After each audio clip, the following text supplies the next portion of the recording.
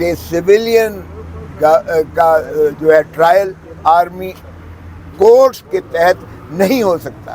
اور حیرت کی بات یہ ہے کہ آج 8 ان اشخاص نے، 8 بیچارے ان بدقسمت لوگوں نے جو ان کی تحویل میں ان کی جانب سے درخواستیں دی گئیں سپریم کورٹ میں کہ جی ہمیں تو فوجی عدالتیں قبول ہیں اور ہمارا جو ہے آپ فیصلہ ان کو کرنے دیجیے گا.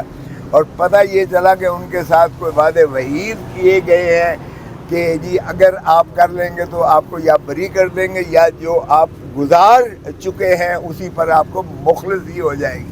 تو اس طرح کے اگر آپ نے جو ہے انصاف کے کرنے اور اس طرح سے اگر عدالتوں میں آ کر آپ نے یہ دینی ہے تو قانون بڑا واضح ہے کہ آپ کی کنسنٹ سے بھی آپ کسی کو کنفر نہیں کر سکتے جورسڈکشن، کسی عدالت کو، ادارے کو یا کسی بھی ملٹری کورٹ کو آپ کی مرضی سے بھی ان کو اختیارات تفویض نہیں کیے جا سکتے. یہ قانون کی بڑی واضح منتہا ہے. ان کو تو سائڈ پہ رکھ دیا چیف جسٹس اپنا بینچ نے.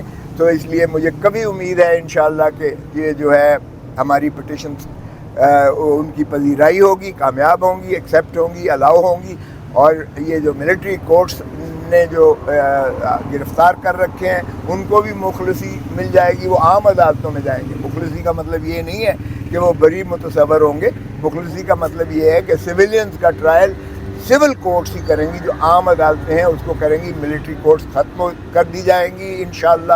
مجھے کبھی امید ہے. اور اس سے ایک خوف کی فضا جو عوام پر ہے، پاکستان کی عوام پر، وہ ڈسپیل ہو جائے گی، زائل ہو جائے گی. عوام ہمیشہ ڈسکمفرٹ زون میں رہتی ہے جبکہ اشرافیہ ہمیشہ کمفرٹ زون میں رہتے ہیں. بتائیے گا منڈیلا کی واپسی کے بعد عوام کا کیا حال ہوگا جناب؟ دیکھیں، میں تو پارٹی بھی کہہ رہی ہے کہ جی یہ جو لیول پلینگ فیلڈ ہے، ایک لاڈلا کو اقتدار اس طرح سے اگر لایا جا رہا ہے یا اس طرح سے اس کو مؤخر کیا جا رہا ہے، الیکشن کی ایک شخص کی انتظار کی جا رہی تھی. اور جس طرح سے آپ نے دیکھا کہ ساری ایڈمنسٹریشن نے ان کے جھنڈے بھی لگائے، ان کے لیے لائٹیں بھی لگائیں، ان کے لیے جو ہے ریڈ کارپٹ بھی بچھایا. حتیٰ کہ مجھے یہ حیرت ہوئی ہے کہ ہائی کورٹ کا عملہ بھی وہاں جا کے ان کی بائیو میٹرک ایئرپورٹ پر کروا رہا ہے.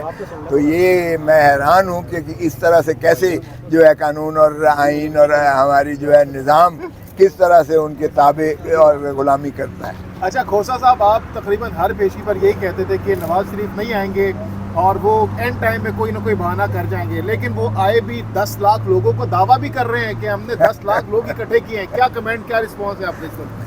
بھائی 60,000 تو کرسیاں لگائی تھیں، کرسیوں کے ساتھ انہوں نے جو ہے جھنڈے اور لائٹیں لگائی تھیں اور بیچ میں سے گیپس تھے. اور جس طرح سے میزیں رکھی گئی تھی وہ 20,000 پولیس والے تھے جس میں، اور باقی ماشاءاللہ جو ارد گرد کی آبادیاں تھیں اس میں ہزاروں بندے جھوپڑیوں والے، جھگیوں والے، وہ جو ہے جس کو جپسیز کہتے ہیں وہ رہتے ہیں. ان کو آیا چھوڑ دیں یار، اللہ ہدایت دے. بار کا تقریر کیسی تھی؟ تقریر کے حوالے سے کیا کہنا ہے؟ دیکھیں، تقریر میں انہوں نے تو بڑا واضح کہا، ایک دو چیزیں جو کہیں انہوں نے کہا کہ کون سے عوامل ہیں جو ہر 2-3 سال کے بعد ایک منتخب اس کو جو ہے چھٹی کراتے ہیں اور پھر جو ہے اس طرح کی کرتے ہیں.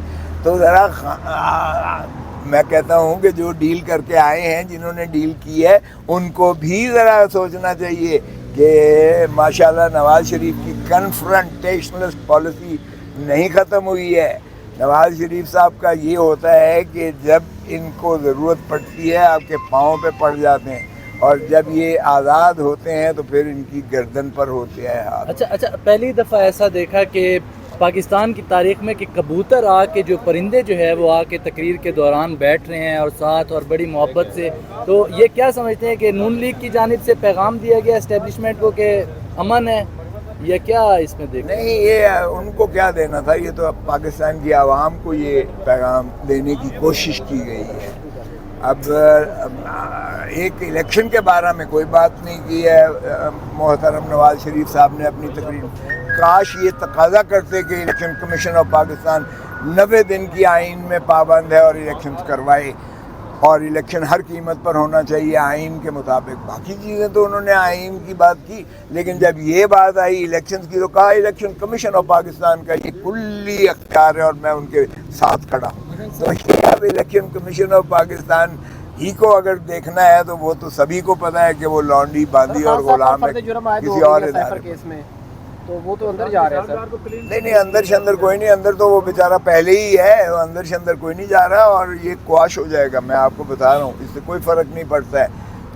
میں نے جو عماد یوسف کا جو جس میں شہباز گل بھی ملزم ہے, یہ اگلے دن جو فیصلہ کیا ہے جسٹس مندوخیل صاحب نے کیا ہے, اس کی روشنی میں یہ کیس چل ہی نہیں سکتا ہے. لیکن کھوسا صاحب ایک جانب آپ لوگ کہہ رہے ہیں کہ قواش ہو جائے گا, دوسری طرف آپ عدم اعتماد کا اظہار بھی عدالتوں پر کر رہے ہیں, تو کیا یہ کھلا تضاد نہیں ہے؟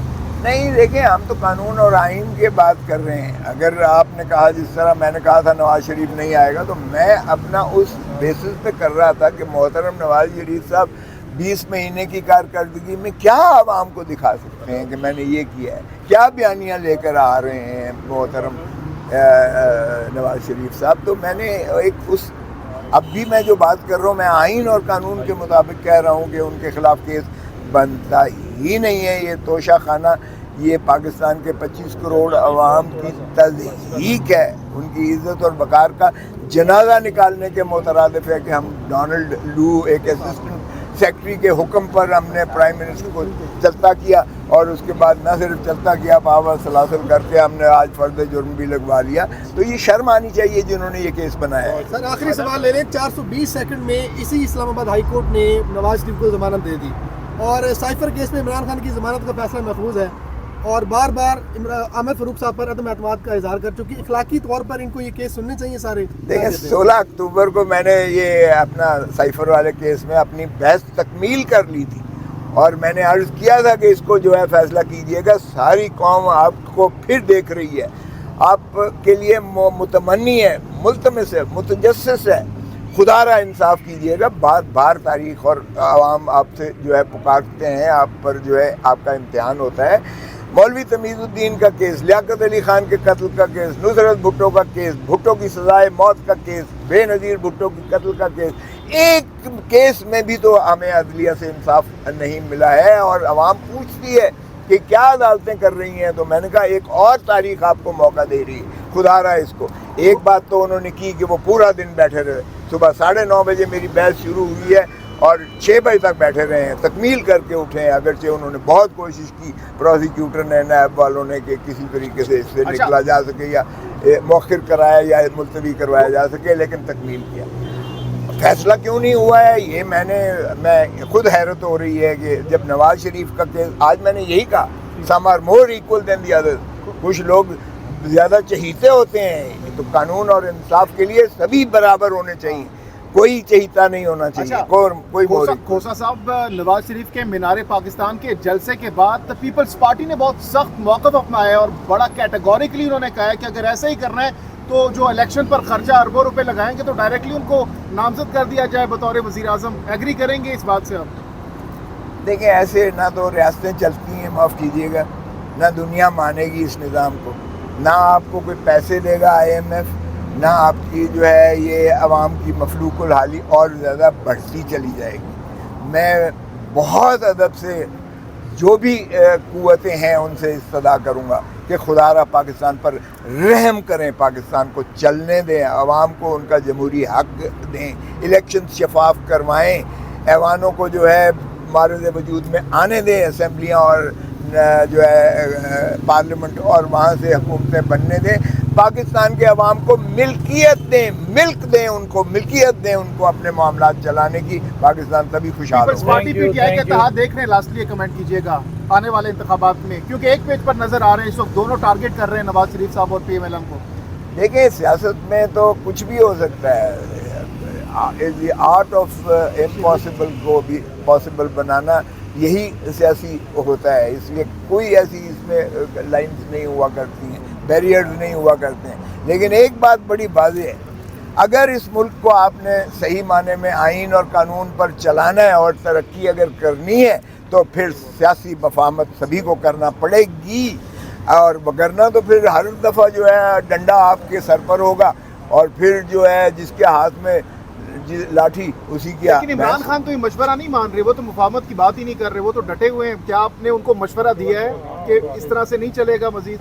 دیکھیں یہ عمران خان سے آپ پوچھیں، لیکن میں تو اپنی ذاتی آپ کو دے رہا آپ ہوں. ان کے اور وکیل ہیں، ان کو مشورہ دیا بالکل ہوگا. وکیل میں قانون اور عدالتوں کی حد تک اور مقدموں کی حد تک ہوں، میں ان کا سیاسی مشیر نہیں ہوں، لیکن پھر بھی میں مشورہ یہی دوں گا کہ خدا را آپ اپنا نظریہ بالکل پختگی سے اپنے پاس رکھیں اور اس پر کاربند رہیے گا، لیکن جہاں آپ کو ریاست کو چلانے اور ملک کو چلانے کی بات آتی ہے، وہاں اگر سیاسی مفاہمت نہیں ہوگی تو پھر اور دوسری قوت جو ہے، تیسری قوت جو ہے وہ ہمیشہ آپ کے سر پر سوار رہے گی.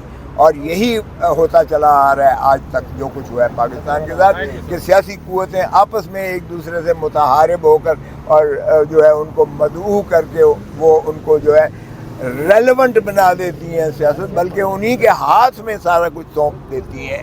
تو اگر آپ نے اپنے ہاتھ میں رکھنے ہیں، عوام کے ہاتھ میں رکھنی ہے اور عوام کی خدمت کرنی ہے تو پھر مفاہمت کرا سکتے ہیں. سر بہت شکریہ، تھینک یو.